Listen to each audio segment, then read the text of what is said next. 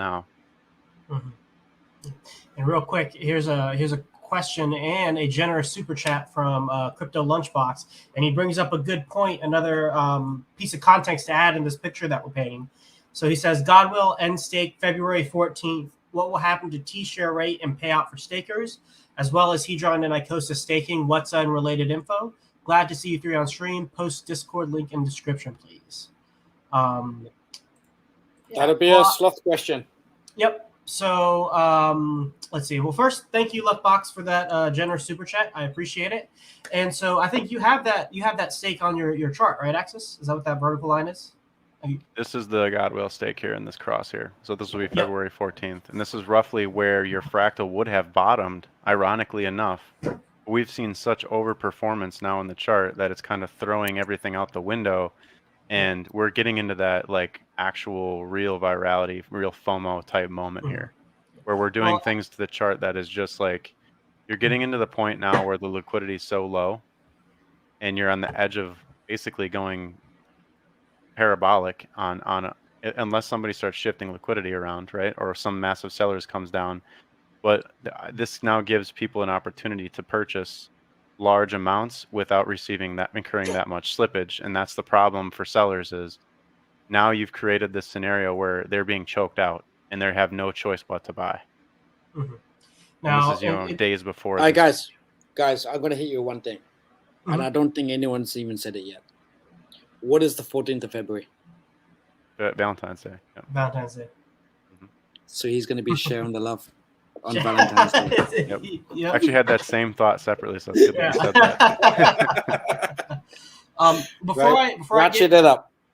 Yeah. Before I get into like the effect of Hedron, Icosa, and everything, quickly, Axis, I know on your website you just posted is it blog post or like a blog post? Yeah, a blog post about this specific event. So you want to share that with everybody quickly? And everybody, this is accessalive.com. I'll throw that in the chat. This is my new website, accessalive.com. There you can sign up for free to get these blog posts that I will be updating once a week. And inside of here, I detail, basically it was in the beginning, it was just like explaining why it matters that HEX is 95% transparently traded on chain and the downfalls of centralized versus decentralized trading and why DeFi trading is so important for price breakouts. And then there's a little bit of technical analysis, but then we get into the liquidity. So leading into this whole Godwill stake that's ending, two things are happening. There's a huge liquidity squeeze going on where just a month ago, we had hundreds of millions, 200, 300 million HEX in the pools, and that has seen a parabolic decrease in the amount of HEX in the pools. You're currently sitting at roughly 20 to 30 million HEX in the pools. It's a factor of 10 times less HEX available for sale. Meanwhile, the other side of the trade on the ETH pair, you've seen a parabolic advance of new ETH in the pools, and the USDC is doing a gradual parabola, just the beginning to see the forming of new USDC coming into the pools to purchase HEX. And now that this liquidity is gone, it really puts buyers in a conundrum because they have to decide, are they going to buy here? Are they going to try to play this game of buying lower, which, obviously we're showing you that that's becoming an increasingly less of a possibility. So that leads us into the basically the liquidity squeeze that's going on. And so then this here is the share rate. And effectively what happens on February 14th is this massive end stake comes off on the 14th, and the price of a T-share is going to go up from roughly 25,800 HEX to 26,452 roughly. And so what that equates to is about a 660 HEX per T-share increase. In dollar terms, that's about $273 at 3.8 cents. But the problem is the T-share rate is a function of the dollar price of HEX. So HEX right now is sitting at 5.3 cents. So it's actually no longer $273. It's let's see here. So if it goes up by 660 times, I'm sorry. Let me clarify.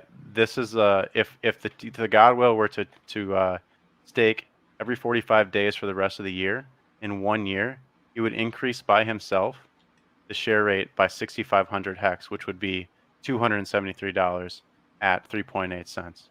So this is assuming that the Godwell continues to do 45-day stakes to ratchet the share price against the ecosystem, which lessens the ability for short-term stakers to pull more profit out of the system on a shorter-term basis and forces them to lock their coins out longer, which reinforces and is a pumpamental of price. Now, again, that 660 hex increase, it's about $25. Okay, so it doesn't seem like much. That was at 3.8 cents. But now the price has moved up. So now that increase is going to look more like this, $34. So in that price move that we've seen over the last literal 2 days, you've seen like a 33% increase in dollar price of a T-share. So what this tries to explain is that if this behavior continues out of Godwell and the share rate goes up by 6,500 going into next year, every time hex price doubles, the price of a T-share is going to double on the last double. So if the price goes back to all-time high, he can himself increase the price in dollar terms of a T-share by $4,370. That's not including any other new demand, no more new stakes coming in, no more other guys ratcheting up the share price. That's him on his own if he continues this behavior.